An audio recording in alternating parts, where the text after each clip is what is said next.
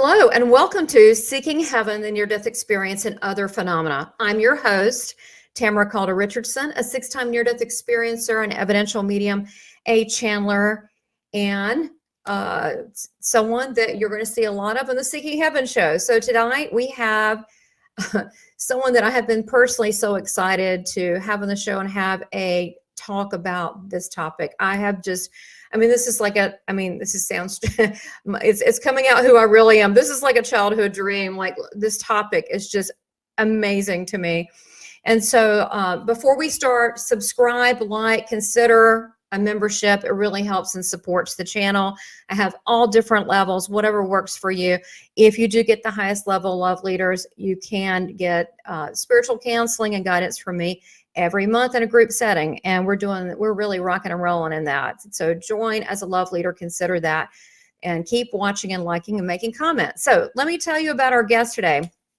Our guest is Joedy Cook, and he is a cryptid expert. He's also the founder and director of the North American Dogman Project.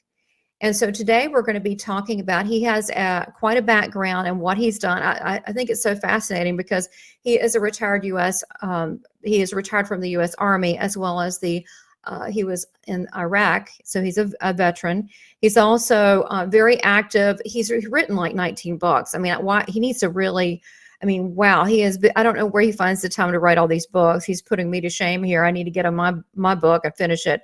But he has researched not just Dogman, but werewolves, Bigfoots, other cryptids, Mothmans. He's got quite a few books, as I said, and he has been involved with cryptozoology for some time. So I'm going to bring him on and welcome him to the Seeking Heaven show. Welcome. Hi, how you doing?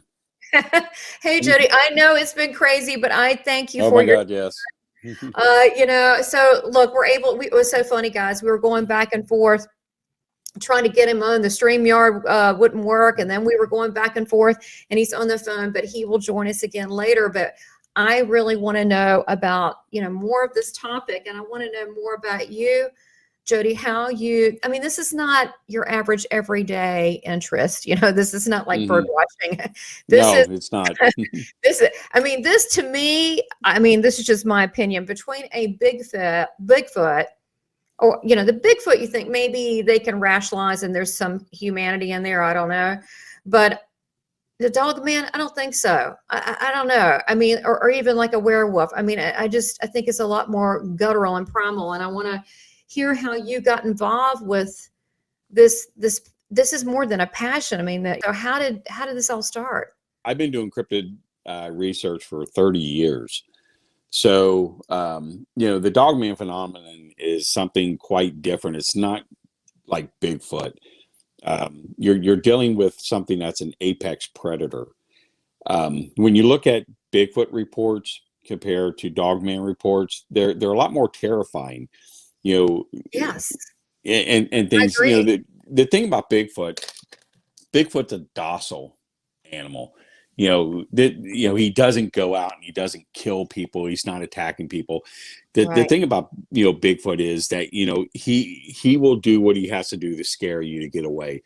If that's screams, if that's throwing rocks, throwing sticks, if you're out in his territory, you have a home or something like that, he's going to bang on the windows, the door. It's just him letting you know that he's there and he doesn't want you there. That's what it is. Dogman's something a little bit different. In the research that we've been doing, and we've been talking with a lot of people on this, he will go and he will kill livestock. He will kill the pets. We see a lot of this. One particular case in Akron, Ohio, this guy breeded German Shepherds. And one in this area, he actually saw him and his daughter, because he thought one of his dogs got out when they were walking in the woods, and they realized it wasn't one of their dogs. It was something different, what he described as a werewolf. And about 2 days later, it ended up killing one of his dogs. Oh, man. And throughout, the week, it ended up killing 8 out of 15 of his dogs. So we've got photographs of the dogs. We got video. We got, veterinarian reports. We got x-rays of the dogs. Yeah, this thing was very brutal with them.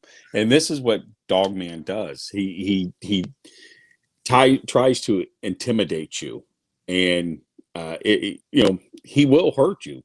There's quite a few accounts that we've got where he has actually tried, or they have actually tried to harm people. Really, that was what I was going to. Yeah. So the thinking process. I mean, okay. So, gosh, I got so many questions. Difference between I know that werewolf and Dogman. I know the big one you were saying earlier is that there's no transformation, so they stay in that form.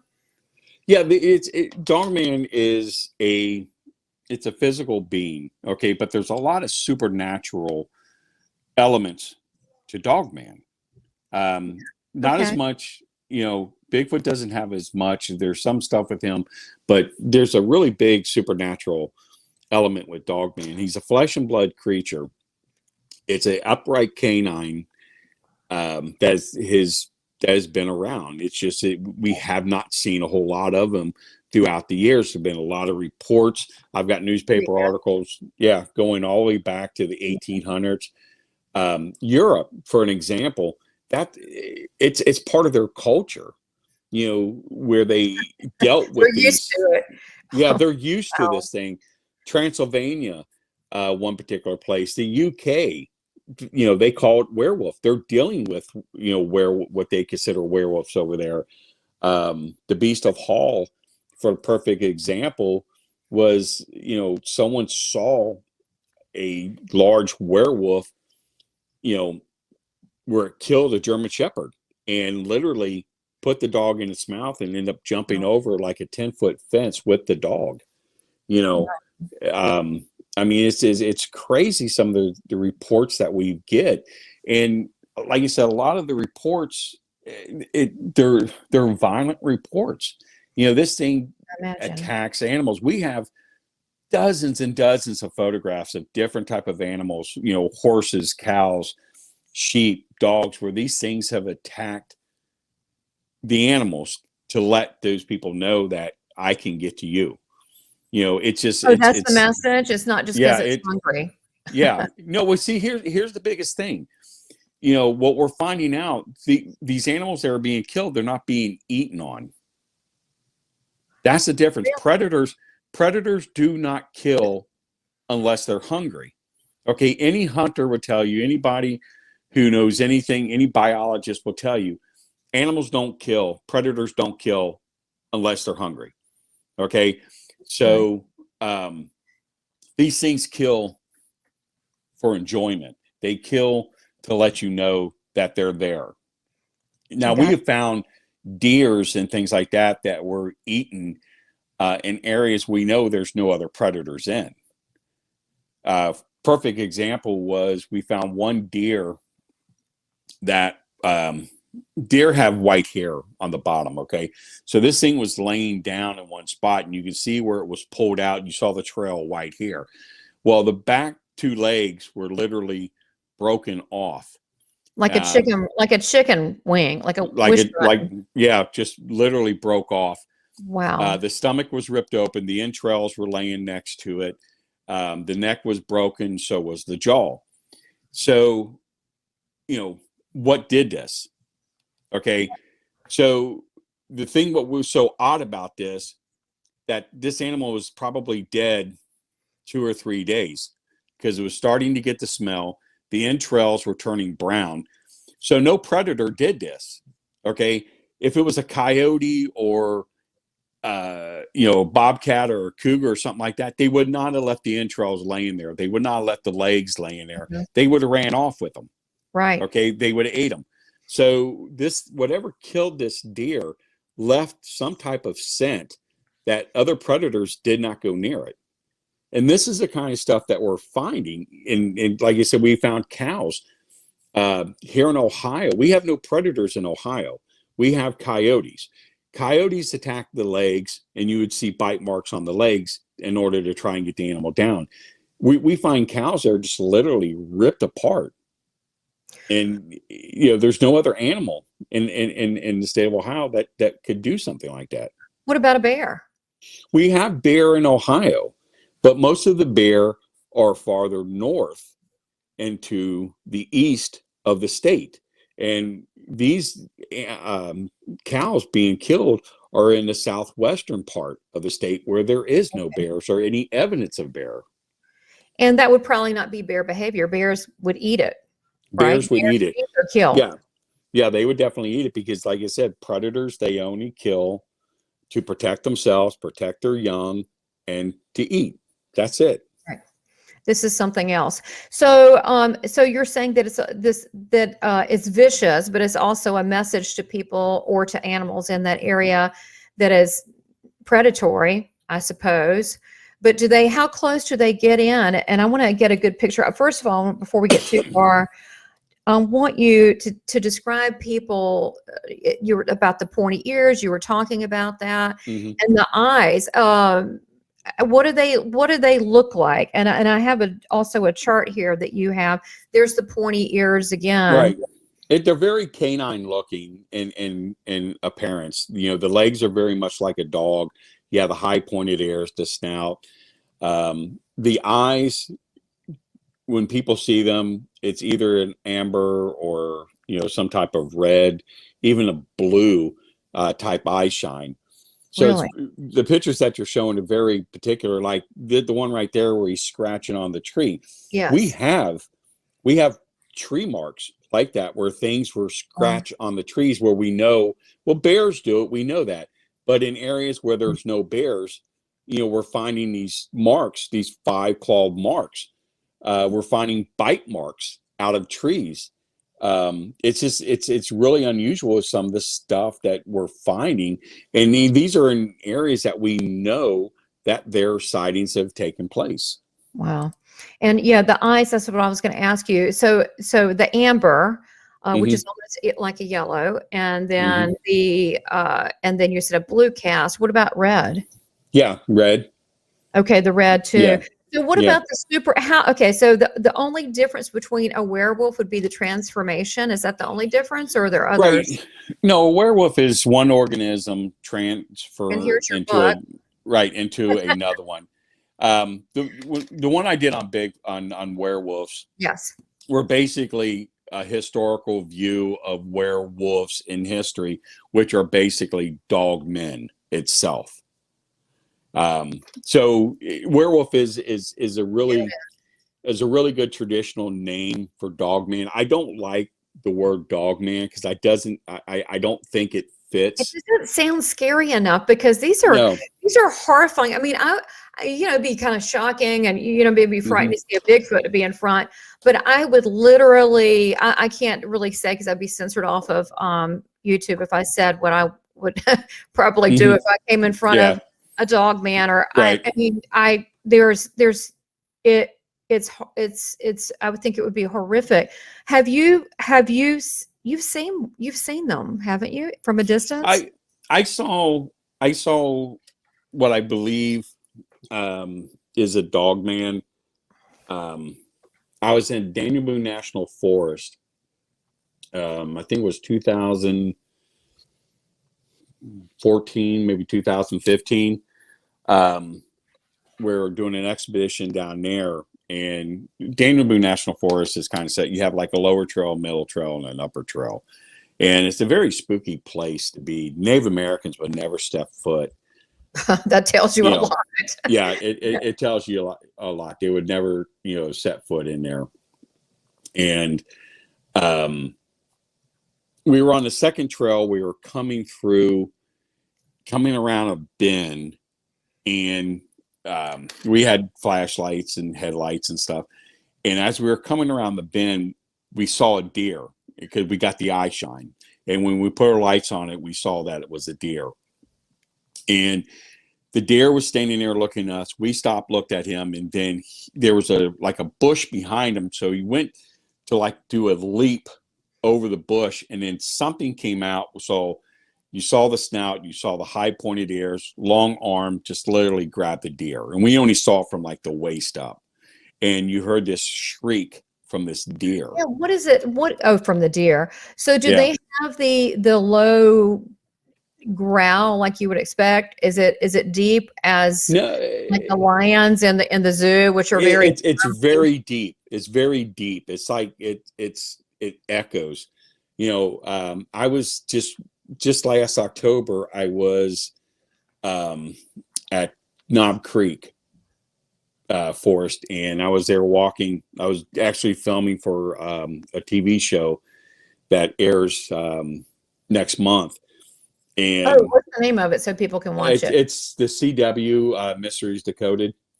Perfect. Okay, Mysteries We're Decoded. we're doing a werewolf section on there.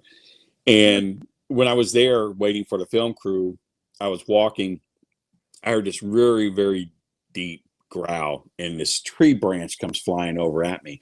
So I turned, looked to my right, and I saw a dark figure fall to the ground. And I took some pictures, and I got some really good pictures of this because it's really gray out. Okay, the environment, and this thing is black and it sticks out, and you see it looking through one point where you see the eyes where it's looking right at you, and it has like where the hands covering the mouth like this. So you can't really see a snout, but in one of the other pictures, you see kind of like a side view, and you're able to see the snout. So it's very interesting. Is this on your website? It's not this one, is it? No, actually, they're not on the website. And then this is the red eye. This is to me so frightening. Can you imagine walking? Yeah, this particular picture came out of the UK. Someone was walking in a cemetery area, and they took this picture. It's an old picture. It's been, I think it was taken like in 2013. Yeah, so it's very it's different. Yeah. Okay. And there it again, peering out. Yeah. Very black. This friend of mine, Greg Yotes, who's an investigator I work with a lot. He's an independent researcher. He took this picture in Indiana, and that's just a close up of it. It's a little bit further back, but you can see the high pointed ears. He heard something. He saw something move behind the tree, had his camera ready. As soon as it looked over at him, he snapped the picture and got out. So yeah, it's really interesting. That's probably one of the best I've ever seen. It is. I mean, that is amazing. So, and catching these things on film, that must be difficult. Do you have areas that you camp out at and put the cameras, the night cameras all around, or do you just, or I mean, is it a certain area that you're looking for that you track them? No, when we get a report, depending on how new the report is compared to old, we'll go out to the area. We'll set a base camp up. We'll set cameras, and we'll set bait up in the area where the sighting took place. Now, one of the methods that we use, because we believe this is a canine, that we will put wolf pheromones up. Okay. What does that mean? You'll put it on the trees? You'll put it where? Yeah, we'll hang them from a tree. And what it is, we work with a wolf sanctuary where we get different hair samples from different types of wolves, in North America. Okay.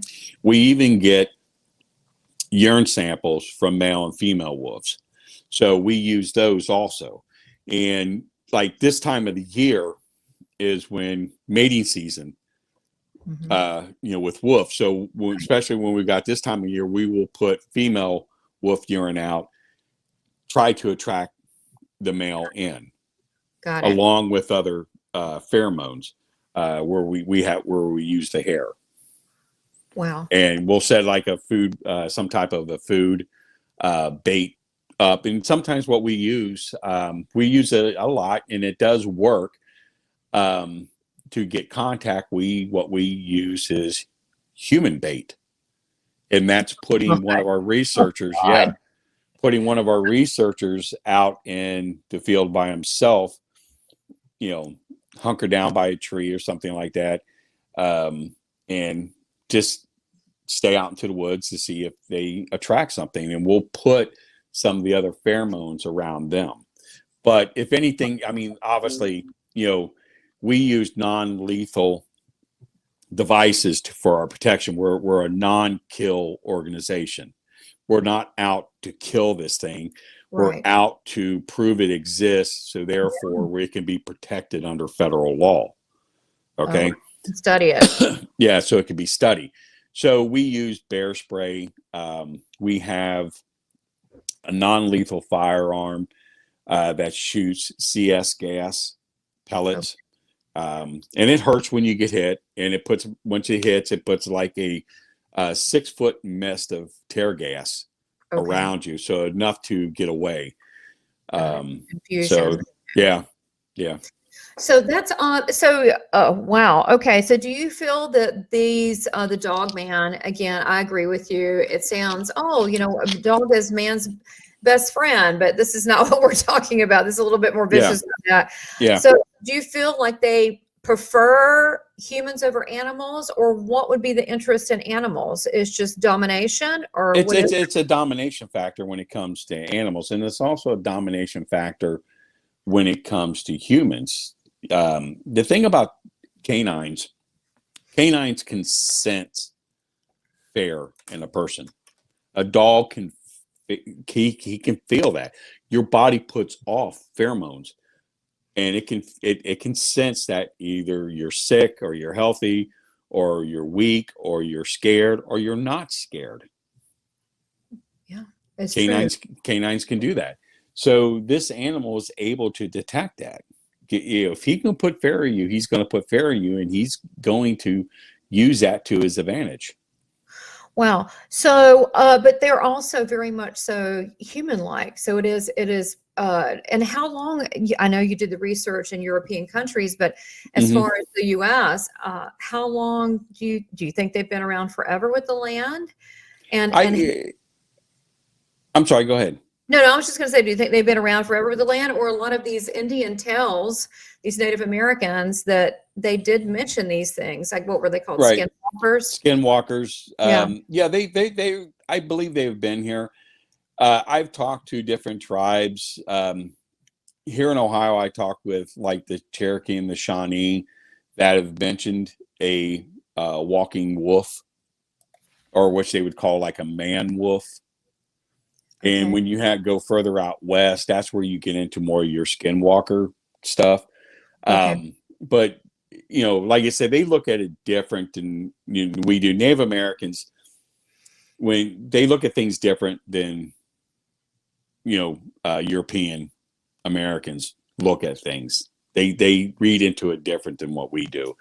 Like I said, the walking man wolf, which I think is a much better name than Dogman. But it's they're able to, how can I say this? They can relate to that a lot better than we can, because they're closer to nature and understanding nature than we are. Right. Because the Native Americans, there's a lot of supernatural aspects to them when it comes to nature compared to what it is with us. I agree with that. That's true. I agree. So that's fascinating. Yeah, my heritage is part of it's Cherokee. So I don't know what they think about it, but I'm sure that these type of things do show up with that. So I wanted to get back to you and how did this is this, you've been doing this a long time, but what was the catalyst to get you going and set up this foundation and research unit? If there's something, I was doing like a lot of the cryptid stuff. I was doing Bigfoot for a very long time, and I just getting more and more and more of these stories, and I find it really compelling. There's something to it. There was something that was drawing me to it, where it needed to be looked at. And I found it to be a lot more fascinating. Oh, it is. Than, Bigfoot, and as I look back at Bigfoot, I'm like, man, that, I was doing that for a long time. That was boring. Compared to what I'm doing now. Right. And it's also a lot more dangerous. And it's interesting. Your team is made up of a lot of ex-military, correct? Right. Police and so forth. You have to be trained, like you said, non-lethal, but to be able to protect. So have they been known to attack humans? There's stories of where these things have attacked people and allegedly killed people. We interviewed a guy about 5 years ago, a deathbed confession. He worked for the state of Kentucky, and he saw one kill 2 people in 1979. And Wow. he couldn't report it because they were told never report anything about this animal in this particular area. And he never did. And he, gave us a deathbed confession. He sat there and watched it, and he could not do anything to stop it, let alone even report it, because he felt that his life would be in danger, or his family's life, or they would, destroy his credibility, his job, Now, things who's like that. that? The Dogman or the media, No. or his occupation? Well, he felt the powers to be, Okay, the got it. upper I hear people. you. Okay, Yeah. we'll leave it as such. Okay, Yeah, I got it. But if it came out, that would not be something that he would want to come out. exactly. I want to ask you about the so I see that. Okay, so basically your interest evolved, and again, it looks like you started with the werewolves, the legends, the history, then you got involved with far as writing more on the Dogman. Is that the Dogman more in the United States, or is it? I see, it's in you have this. It's a worldwide. It's global. It's Okay. global. I mean, we got reports out of Africa, out of India, Australia, New Zealand. It's all over the place. Wow. Fascinating. And is there any circumstances that are similar with each one that the stories come in? Are people alone in the woods, or do they have a home It's one of these things. Yeah, it's one of these things that's by chance. Either they're traveling, from point A to point B, or they're hiking in the woods, or they're in a home that's in a area.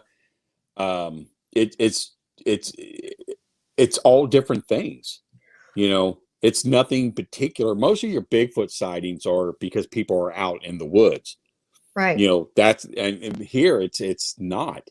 It's it's any environment. I mean, Germantown, Ohio. We got a report from several women in a beauty shop that saw one on a Saturday afternoon in town. What? Yeah. It actually, during the day, actually looking Wow. through the window of the beauty shop at them. So it doesn't matter where it is, you have these sightings. That's fascinating. So it really isn't afraid of coming out. It's just a chance thing. It's a chance thing. I have always been completely obsessed with that, because to me that is the ultimate terror, because when you look at that, you can't really have a conversation with it. It's the thing that goes bump in the night that bites. I mean, that's the best way to explain it. Werewolves has always been the nightmare mystical creature. You look at vampires, that's more of a romantic type thing, when it comes especially with women. But werewolves is just it's terrifying. To hear you have something that has claws and mouth, that can literally rip you apart, and to know that these things actually exist. We've had military people who have seen them. We've had tons and tons of law enforcement officers that have seen it. The law enforcement has a name where they call it the black dog. It's the code name. So when they're seeing, so they don't say, "Hey, we had a werewolf," because the media listens to the calls. They'll say, "Okay, we had a black dog sighting or a black dog encounter," and they call Bigfoot a black cow. Real. That's interesting. Yeah. So we get this. This is a code word that goes from it's all over the United States by law enforcement. So they are very aware of this particular creature, existing. because they get calls on it. We like in Indiana, there's a small department out there, and I think they have like 13 guys on that department.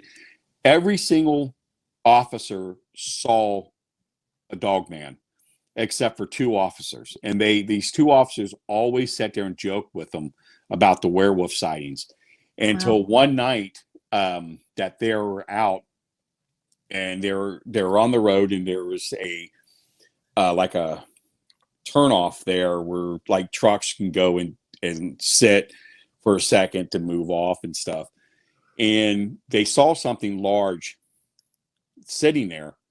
And so they pulled in and they got right up on it, and they thought, oh, wow, there's a bear. I mean, that's odd. There's a bear sitting there. And then they noticed it had a tail, and the tail was moving. So they threw on the sirens, and then the head lifted up, and they saw the head with the high pointed ears. And it was eating something, and it stood up, looked at them, got down on all 4s, and walked around the car. And the officer said it was as big as the car. You mean when it was on all 4s? When it was on all 4s, it was big as the car. You've got a chart here. There's your chart. So if that's a human being, which is, say, I guess that's supposed to be a 6-foot man, right? Then this Dogman on all 4s is the same height of a 6. That's crazy. Right. And the darker image there was your typical timber wolf, because they're pretty big size. This one? No, that's not it. The one you just had on before. Yeah. That one. That's about the size of a full male timber wolf in the wintertime with his full hair. So he can get up to almost 4 feet. And the Dogman is, like I said, much, much bigger. And they described it. I mean, yeah. And you can see that. Yeah, there's a difference. Whoa. Now, there's a difference there. You see Dogman, you see an 8-foot, and you see a 10-foot. Depending on what part of the country that you're in, that you see the difference in the size. The farther east that you go, they're much bigger. On the other side of the Allegheny Mountains rather. And when you get to like the Ohio, Michigan, Wisconsin, Indiana area, they're about 8 foot. But once you get up to like the Shenango Valley area and Pennsylvania, going into New Jersey, New York area, Maine, they're much, much bigger. Really? I wonder why that is. I wonder if it's their diet. It's the environment. Yeah. You mean what they have to adapt to there? What they adapt to, correct. Wow. That is crazy. I mean, this is just so basically it's a variation of the same thing that you hear with werewolves without the transformation. They're just like this all the time. They're just like this all the time. And so if they are, so when there are attacks or sightings, it may be random to the person that's reporting it, but it's probably not random to the Dogman. They're probably they've been preying and watching on them, correct? They've been stalking them. Correct. How long? I mean, they're intelligent? They're intelligence, and they have common sense. And that's what the scary part is. Yeah. The human species, very seldom you find somebody that has common sense and intelligence. Well, I've read your Facebook post, and I agree with you. Yeah. And not you. I'm talking about the people that say silly things. Most people would rather have common sense than intelligence. Common sense keeps you alive. Intelligence doesn't.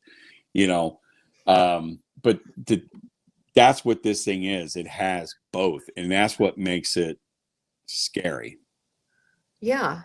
And how fast can they run? Because it's showing this running. Have you ever gotten a report back on that? That's from the movie or TV show. What's that one called? The one True Blood. That one. Really? Yeah, that's from the True Blood movie. That one there. But they've been known to go pretty fast. You know, a typical, dog about 50 miles an hour. A Dogman or a dog? Dogman. Yeah. Dogman, 40, 50. So it could keep up with the car pretty easily. Yeah. Oh, we've got a lot of reports where they are keeping up with cars. You know, there was one where two guys were in one of those off-road vehicles. I can't think what they're called, but they're like a two-seater and they're off-road. That I know like a buggy type thing. Yeah, buggy, and one was actually keeping up with that, and actually was holding on to it as it was running. Oh my gosh, scary. That can't be good. I mean, especially if they're alone out there, that can't be good. Or the fact that you live to tell about it, right? It's amazing. Now I know that we're going to do a part 2, and we're going to go into a little bit more of the research. We're just doing a light overview. How can you do a light overview of this topic?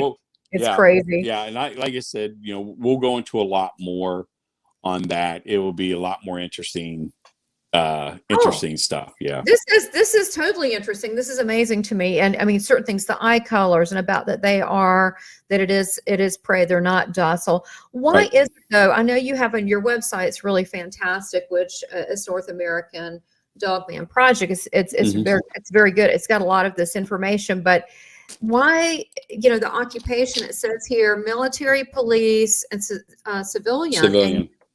Civilians are the biggest, but then you've got the police and the military. Why now? The civilian, you said, is just random, right? But then why police?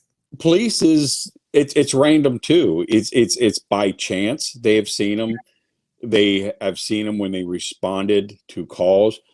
We've had the DEA out of Louisiana, a team out of there, contact us that they saw one. Oh, they saw several of them in Louisiana, and they were on a training exercise. Really? Okay, yeah. That was during the day. It was during the day, yeah. So have you gotten any reports where they see a group of them, like 5 or 6 or 7? Yeah, we have one report that came out of Akron where a guy was hunting, and when he got into a clear spot, he said it was an older gentleman. He's like 68 years old, and when he contacted us, he never referred to them as werewolves or dogmen. He always referred to them as dogs, but he said the dogs were running on 2 legs when they surrounded them. Okay. And he said he was able to see the genitalia. He knew 4 of them were male and the one was a female. And the female was the one that was the more of the aggressor. Really? And she was much smaller. Yeah. It's not unusual for a female wolf to be the alpha wolf. Why is that? It's just the dominance, Do you think it's because it's like the queen bee syndrome? Do you think it's because they're basically servants to her, whatever? Males, any type of male species you find are pretty, I'm trying to think of the right way. They want to get things done and they don't think before they do something. Females have a little bit more, they look through things a little bit different. They take their time at it. Males, react by action. Females normally don't, react through action. They have a way of thinking of getting, and I think that has a lot to do with the Dogman, species itself. Female, I mean, you look at the lions, female lions, they're the dominant over a male lion. Male lions get scared of a female, and females are the ones that do the hunting. The males normally don't. So how does that work with the hunting? Have you found their hunting patterns? Because they're looking for prey. What kind of prey? And do you know what their hunting patterns are? Well, they'll eat smaller rodents, and they'll eat deer. They'll eat roadkill. Things to that effect. But like you said, they don't act like normal predators when it comes to killing. I've never seen where a animal or a predator killed and not eat. Hey, that's unusual. I mean, we, Yeah. especially when it comes to dogs, horses, things like that. Right. It's very odd the way, there's a purpose why it's doing this, other than, Right. telling you I'm here, I'm dominant, and I'm not afraid of you, and It's a this is fear what I factor. can do. It's a fear factor, definitely. It's to instill fear that they don't want someone there, I imagine. Exactly. And I know you've got this chart on timing, like when is the time, but I'm going to take this down. They can see it on your website. When do you commonly, because you said that it's during the day too. So, I mean, sightings are either, it doesn't matter. My battery's about ready to die. okay. It doesn't matter. It's either, daytime, evening, it's all the same. It's all the same. This is a good place to end off and to get people excited about the second part of this, which is going to be so exciting. So thank you so much, Joedy. We're gonna look more into it, and also I can't wait to hear about your canine unit that tracks these creatures as well. Oh yeah. And, I mean, I tell you what, you're probably the most alpha person, you and your team, that I know. All right. Well, look, thank you for joining us, and stay tuned for part 2 of the Dogman, the Modern-Day Werewolf with Joedy Cook. And there is talk, we'll see that there is some things and some big networks going on with them that they may have something coming out soon, but he's got lots of shows on the Sci-Fi Channel and different things that you can look at that he does have, such as the History Channel's Monster Quest, Sci-Fi Channel, Sightings and Encounters, the Learning Channel's top 10 Mysteries of the World. So there's definitely things that you can continue to look at this if you find this fascinating. But join us for part 2. We're going to get even more in depth. And I thank Joedy for working through his time between this and me and the network to be able to speak to you guys today. So I thought this would be a little fun thing to have for the month of Halloween. There's nothing more frightening than a werewolf, right? All right. Have an awesome evening or day, depending what part of the world you're in. And bye, everybody.